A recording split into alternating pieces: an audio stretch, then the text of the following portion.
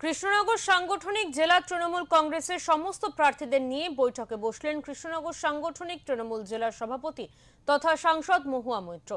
সমস্ত প্রার্থী ছাড়াও এই দিনের বৈঠকে উপস্থিত ছিলেন বিভিন্ন ব্লক সভাপতি সহ শাখা সংগঠনের সদস্যরা। বিধানসভা নির্বাচনে প্রচার এবং লড়াইয়ের রূপরেখা তৈরি করতে এই বৈঠক বলে সূত্র মারফত জানা গিয়েছে।